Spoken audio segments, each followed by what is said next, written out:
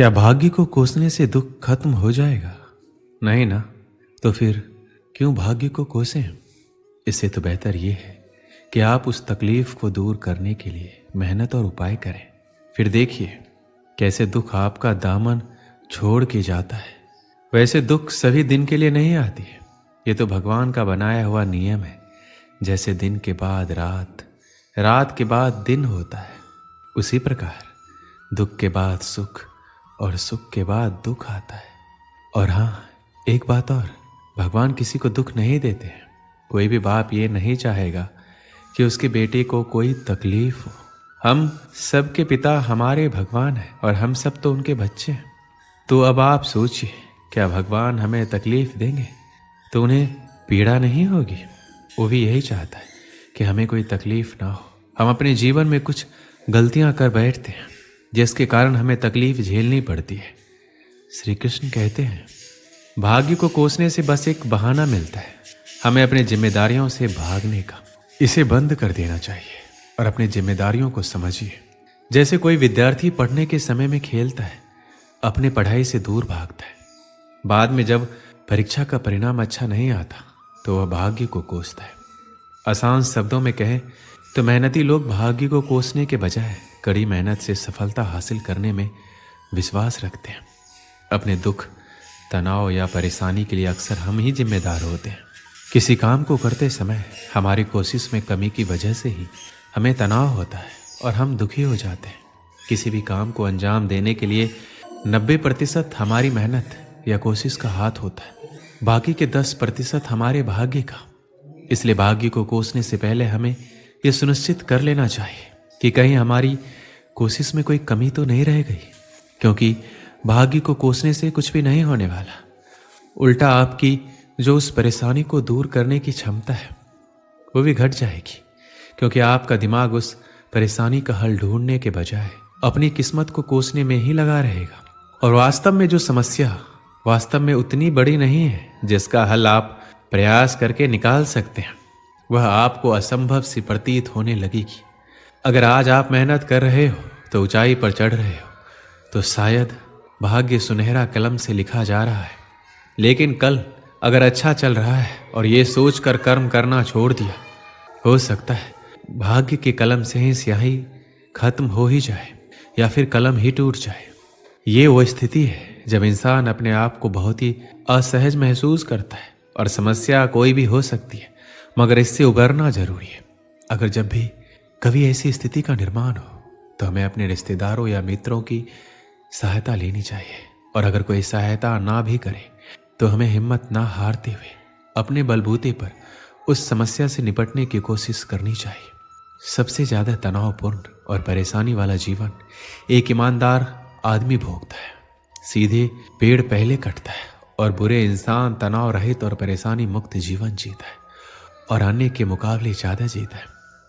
एक बार ऐसा ही हुआ भगवान शिव के साथ। भस्मासुर ने शिव की तपस्या की और भगवान को खुश करके भस्म करने का वरदान ले लिया। अब उसकी नीयत खराब हो गई और शिव को ही भस्म करने पर उतारू हो गया। धरती के सबसे शक्तिशाली भगवान शिव के पीछे पीछे अब भस्मासुर भागने लगा और एक गुफा में घुस गया। जब ये खबर विष्णु जी को लगी तो वो दौड़े चले आए। भस्मासुर शिव को भस्म कर मां पार्वती को पाना चाहता था, तो विष्णु जी ने मोहिनी रूप लेकर एक स्थान पर नृत्य करने लगे। भस्मासुर ने सुंदर कामुक मोहिनी को देखा तो वहां पर उस मोहिनी के मुंह में उलझ गया। मोहिनी बोली, मुझे तुमसे कोई ऐतराज नहीं है, बस मेरे साथ नृत्य करो और मुझे जीत लो। भस्मासुर तुरंत राजी हो गया, मोहिनी की तरह नृत्य करने लगा। मोहिनी की देखा देखी उसने भी अपने सर पर हाथ रख लिया और भगवान शिव के वरदान के अनुसार वह भस्म हो गया। इससे हमें यही पता चलता है कि शुभ चिंतक या मित्र चाहने वाले कोई तो होगा जो आपकी स्थिति को बदल देगा या भगवान भेज देगा। ऐसा बहुत बार हुआ है जब किसी अनजान शक्ति ने लोगों की सहायता की है। इसलिए आप हौसला ना खोएं, खुद पर विश्वास करें और मेहनत से पीछे ना हटें। सहारा तो रोशनी का बड़ा होता है अंधेरी रात में। भगवान पर भरोसा रखें और भाग्य को ना कोसें। जीवन में परेशानियां आना आम बात है, ये हमारे सोचे हुए चित्त की निशानी है।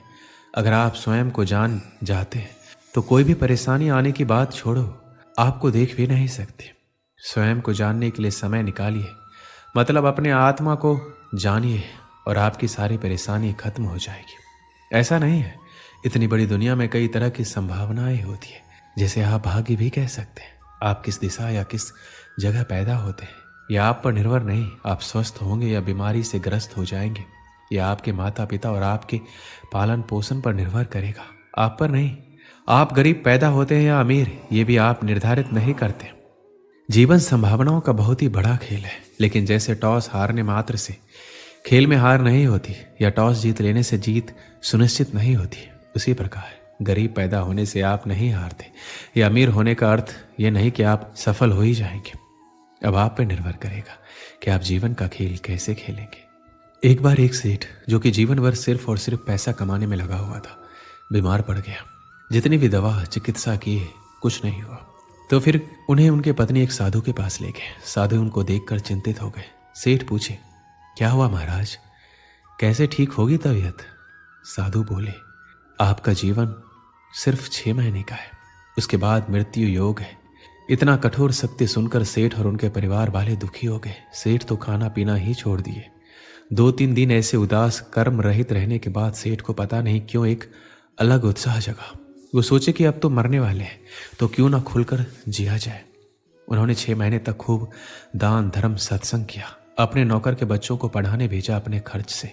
हर दिन 50 से 100 लोगों को खाना खिलाया। ऐसे में उसके घर वाले चिढ़ने लगे कि सेठ सारी कमाई खत्म कर देगा। इसको लेकर उसके अपने बेटों के साथ झगड़ा हो गया। उन्होंने जिद करके अपने अपने हिस्से की जायदाद बांट लिए। सेठ को तभी पता चला कि जिंदगी भर इतना मेहनत प्रपंच शादी करके जो पैसा वो कमाया था, उसके दुख में वही पैसा उसको सबसे अलग कर दिया। उसका मोह भंग हो गया। वो और आग्रह करके धर्म किया, नए नए पेड़ लगाए, गौ सेवा किया। लोग भी उसे चंद महीनों में ही कंजूस सेठ से दयालु सेठ बुलाने लग गए। अब और 15 दिन बाकी था उसके मौत का। सेठ अपना बचा हुआ घर और थोड़ी जमीन बीवी के नाम लिख दिया। 10 ब्राह्मण बुलाया, उन्हें खाना दिया और संन्यास ले लिया। सन्यासी बन सेठ गली गली घूमकर भगवान का नाम जपने लगा, मंदिरों में सोने लगा। अब उसे मृत्यु का भय भी नहीं था। वो उल्टा मरते हुए कैसे भगवान का नाम जपे, इसलिए सोना भी छोड़ दिया और नाम जाप करने लगा।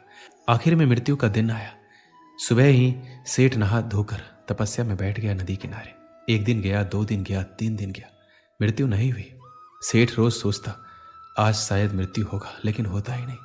आखिर में ऐसा करके जब 5 दिन हो गए, सेठ मुश्किल से चलकर थोड़ा अनाज भीख मांगने गया। रास्ते में वह साधु महाराज मिले और उसकी मृत्यु के बारे में बोले, जो उसकी मृत्यु के बारे में बताया था।